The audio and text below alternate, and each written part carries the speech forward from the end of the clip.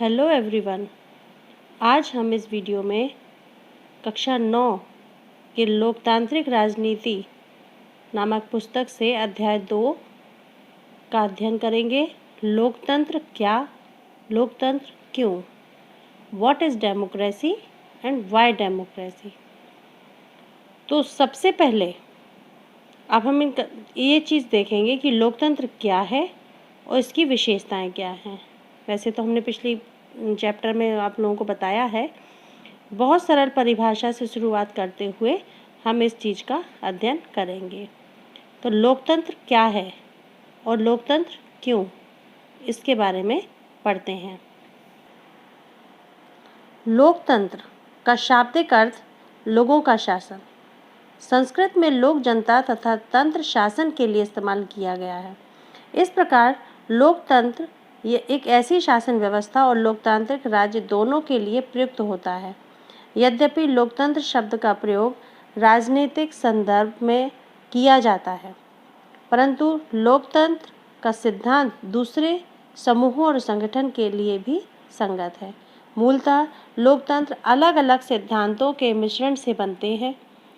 इसमें शासन की सर्वोच्च सत्ता जनता के हाथों में समाहित होती है और जनता शासन में सक्रिय भूमिका भी निभाती है। लोकतंत्र में जनता सरकार का निर्माण करने के साथ साथ शासन की जन विरोधी नीतियों तथा कानूनों को संवैधानिक ढंग से विरोध करने का अधिकार भी प्रत्यक्ष रूप से रखती है। दूसरे शब्दों में लोकतंत्र प्रभुत्व शक्ति न होकर निर्वाचित प्रतिनिधियों के माध्यम से प्रभुत्व शक्ति को जनहित में प्रयोग करने की व्यवस्था का नाम है। परिभाषा देख लीजिए। अनेक विद्वानों ने अलग अलग प्रकार से परिभाषित किया है लोकतंत्र की परिभाषा को। तो उनमें से कुछ प्रमुख हैं अब्राहम लिंकन। इनके अनुसार लोकतंत्र जनता के लिए और जनता के द्वारा शासन है। ब्राइस के अनुसार लोकतंत्र शासन का वह रूप है जिसमें राज्य के शासन की शक्ति किसी वर्ग विशेष या वर्गों में निहित होकर संपूर्ण जन समाज के सदस्यों में निहित है। आप इसको नोटबुक पर भी अच्छे से नोट करें। वैसे तो आप लोगों ने किया होगा पिछले चैप्टर से, लेकिन इसको एक बार फिर से दोहरा लीजिए। डायसी के अनुसार लोकतंत्र शासन का वह प्रकार है जिसमें शासन समुदाय संपूर्ण राष्ट्र का अपेक्षाकृत एक बड़ा भाग होता है। इसी प्रकार से प्रोफेसर हार्नशाह के द्वारा डॉक्टर बेनी प्रसाद के अनुसार इस प्रकार से बताया गया है कि लोकतंत्र शासन ऐसी शासन व्यवस्था है जिसका उद्देश्य सामाजिक, आर्थिक और राजनीतिक जीवन के विभिन्न क्षेत्रों में अधिकाधिक समानता की स्थिति पैदा करना है। इसमें जनता ही सर्वोच्च होती है और शासन की सर्वोच्च शक्ति ही जनता में निहित होती है। जनता स्वयं प्रत्यक्ष और रूप से अथवा अपने प्रतिनिधियों द्वारा शासन में भागीदारी करती है। तो ये बहुत सारी परिभाषाएं दी गई हैं, आप इनको नोट करिए। अब परिभाषा की ज़रूरत क्यों पड़ती है। यहाँ सर्वप्रथम हम एक ऐसे मेधावी छात्रा मैरी की आपत्ति का ध्यान देते हैं। यह लोकतंत्र की को परिभाषित करने की एक व्यवस्था को अच्छा नहीं मानती और कुछ मूलभूत प्रश्न करना चाहती है। तो उसकी जो अध्यापिका है मैटिल्डा लिंगदो ने उसके प्रश्नों के उत्तर देना प्रारंभ किया और कक्षा की अन्य छात्राओं ने भी इस पर भाग लेना शुरू किया। तो ये आपकी बुक में है, आप इसको अच्छे से स्टडी करेंगे। इसकी आप पूरे चैप्टर को अच्छे से पढ़िए कि बच्चे ने क्या प्रश्न किया और मैडम ने उनके क्या जवाब दिया। आइए एक सरल परिभाषा के रूप में चर्चा करते हैं। उन बातों का मूल्यांकन भी करेंगे जो स्वयं लोकतांत्रिक बताने का दावा करने वाली सरकारों के मध्य समानता और असमानताओं से जुड़ी हैं। हम लोकतंत्र को एक ऐसी शासन का एक ऐसा रूप मानते हैं जिसमें शासकों का चुनाव लोगों द्वारा किया जाता है। यह एक उपयोगी शुरुआत है। यह परिभाषा बड़े ही स्पष्ट ढंग से लोकतांत्रिक और गैर लोकतांत्रिक शासन व्यवस्थाओं में अंतर कर देती है।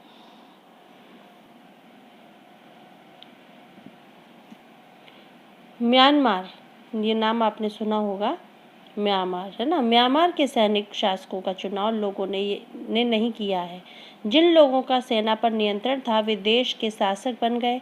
शासक के निर्णयों में लोगों की जो भागीदारी नहीं है पिनोशे जो चिले देश का था, जैसे तानाशाहों का चुनाव जो लोग स्वयं नहीं करते थे, यही बात राजशाहियों पर लागू होती है। सऊदी अरब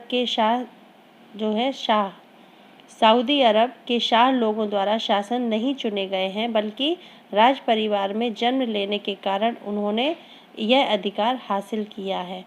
लेकिन सरल भाषा में अगर पूरी पर्याप्त नहीं है।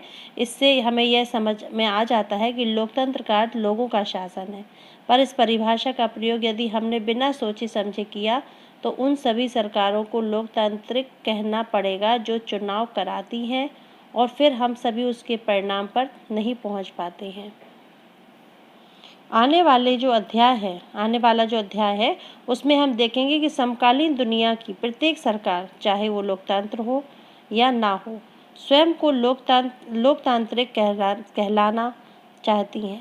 इसलिए हमें असली लोकतंत्र और दिखावटी लोकतंत्र वाली सरकारों के बीच सावधानी पूर्वक अंतर करना पड़ेगा। तभी हम समझ पाएंगे कि जब हम परिभाषा के एक एक शब्द को अच्छी तरह से सावधानी पूर्वक समझें और लोकतांत्रिक सरकार की विशेषताओं के बारे में जानकारी कर पाएंगे।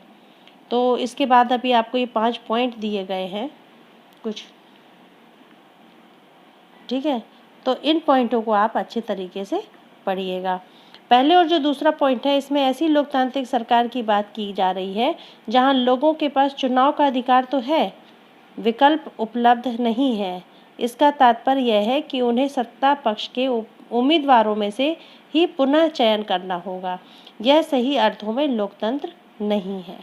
और जो तीसरा कथन है, इसमें यह दर्शाता है कि जब व्यक्ति न्यायप्रिय होता है तो लोकतंत्र संभव होता है, परंतु जब व्यक्ति अन्यायी होता है तो दूसरों को न्याय दिलाने के लिए लोकतंत्र उस देश की आवश्यकता बन जाती है। चौथे कथन में ये बताया गया है कि हम पर वैसी ही सरकार का राज होना चाहिए जिसके हम लायक हैं। लोकतंत्र लोगों का चुनाव, लोगों के लिए शासन होता है, इसलिए लोकतांत्रिक सरकार को हमारी ज़रूरतों का भी ध्यान रखना चाहिए। और जो पांचवें कथन में लोकतंत्र की जो बुराइयां हैं, उसकी कमियां हैं, उसे लोकतंत्र से ही दूर करने की बात कही गई है। ऐसा नहीं है कि लोकतंत्र सदैव ही ऐसा ही होता है, लोकतंत्र में गलतियां भी होती हैं, किंतु अच्छी बात यह है कि हमें इन गलतियों को सुधार सकना जरूरी है तथा शासन अपने फैसले बदलेंगे या फिर शासकों को ही जनता बदल देगी, इस प्रकार की लोकतंत्र की बुराइयों को दूर करना चाहिए। तो ये हमारी एक सरल परिभाषा के रूप में हम लोकतंत्र को जान पाए। इसके बाद हमारा पॉइंट शुरू होता है लोकतंत्र की विशेषताएं। प्रजातंत्र में जो राजतंत्र जैसे अनेक ऐसे दोष होने के बावजूद उनमें अनेक विशेषताएं भी होती हैं, जिसमें यह राजतंत्र की अपेक्षा बहुत ही अच्छी व्यवस्था की जाती है। तो विशेषताएं कौन कौन सी होती हैं? विशेषताओं में देखिए, हम आपको दिखाते हैं। जनता के व्यक्तित्व का निर्माण करने वाली शासन प्रणाली, नैतिक विकास में सहायक, लोक शिक्षण का सर्वोत्तम साधन, लोगों में देशभक्ति पैदा करती है, सत्ता के दुरुपयोग होने से रोकती है, जनता की इच्छा एवं विशेषज्ञता का सुंदर समन्वय होता है, लोकहित का शासन माना जाता है, राज्य की शक्ति एवं व्यक्ति की स्वतंत्रता का अद्भुत समन्वय इसमें होता है। तो इसमें बहुत सरल परिभाषा के साथ प्रारंभ किया है। लोकतंत्र शासन का एक ऐसा रूप है जिसमें जनता शासकों का चुनाव करती है। इससे अनेक प्रश्न हमारे समक्ष खड़े होते हैं। इस परिभाषा के हिसाब से शासक कौन है? किसी सरकार को लोकतांत्रिक कहे जाने के लिए किन अधिकारियों का चुनाव होना जरूरी है? लोकतंत्र में ऐसे कौन से निर्णय हैं जो बिना चुने हुए अधिकारी भी ले सकते हैं? किस तरह के चुनाव को लोकतांत्रिक चुनाव कहते हैं? किसी चुनाव को लोकतांत्रिक कहने के लिए किन शर्तों को पूरा किया जाना जरूरी है? इस प्रकार से ये कुछ क्वेश्चंस दिए हुए हैं, इनके बारे में हम जानना हमारे लिए जरूरी है। क्या लोकतांत्रिक शासन व्यवस्था को नागरिक के कुछ अधिकारों का आदर करना चाहिए? आइए कुछ उदाहरणों के साथ इन सब पर बारी बारी से हम विचार करेंगे। प्रमुख फैसले निर्वाचित नेताओं के हाथ। यानी पाकिस्तान में जनरल परवेज़ मुशर्रफ ने अक्टूबर 1999 सैनिक तख्तापलट की अगुवाई की थी। तो अक्टूबर जो 99 था, अक्टूबर 1999, उसमें पाकिस्तान के जनरल परवेज़ मुशर्रफ थे, उन्होंने सेना की तख्तापलट का नेतृत्व किया था। उन्होंने लोकतांत्रिक लोकतांत्रिक ढंग से चुनी हुई सरकारों को गिरा दिया और स्वयं को अपने देश का मुख्य कार्यकारी घोषित कर दिया। बाद में उन्होंने स्वयं को राष्ट्रपति भी घोषित कर दिया। सन 2002 में एक जनमत संग्रह कराकर अपना कार्यकाल 5 वर्ष के लिए बढ़वा लिया। पाकिस्तानी मीडिया, मानवाधिकार संगठन, लोकतंत्र के लिए काम करने वाले लोगों का आरोप लगाया कि जनमत संग्रह मात्र एक दिखावा है और इसमें काफ़ी बड़े पैमाने पर गड़बड़ियां हैं। तो अगस्त 2002 में उन्होंने लीगल फ्रेमवर्क ऑर्डर के माध्यम से पाकिस्तान के संविधान को परिवर्तित कर दिया। लीगल फ्रेमवर्क, ये ऑर्डर के द्वारा उसको परिवर्तित यानी चेंज कर दिया। इस ऑर्डर के अनुसार राष्ट्रपति जो राष्ट्रीय और प्रांतीय असेंबलियों को भंग कर सकता था। ठीक है, मंत्रिपरिषद के कामकाज पर एक राष्ट्रीय सुरक्षा परिषद की नज़र हमेशा बनी रहती है, जिसमें अधिकांश सदस्य फौजी अधिकारी हैं। इस कानून के पास होने के बाद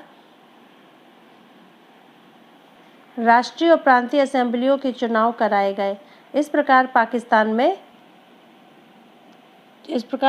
पाकिस्तान में चुनाव भी हुए, चुने हुए प्रतिनिधियों को कुछ अधिकार भी मिले, लेकिन सर्वोच्च सत्ता सेना के अधिकारियों और जनरल परवेज़ मुशर्रफ के पास ही थी। इस प्रकार से अगर देखा जाए तो स्पष्ट है कि जनरल परवेज़ मुशर्रफ के शासन वाले पाकिस्तान को लोकतंत्र न कहने के अनेक ठोस कारण हैं, लेकिन यहाँ केवल एक कारण ही चर्चा पर करते हैं। क्या हम यह कह सकते हैं कि पाकिस्तान में लोगों ने अपने शासकों द्वारा चुनाव किया? कह सकते हैं? हम ऐसा नहीं कह सकते। लोगों ने राष्ट्रीय और प्रांतीय असेंबलियों के लिए प्रतिनिधियों का चुनाव किया है, लेकिन चुने हुए प्रतिनिधि वास्तविक शासक नहीं थे।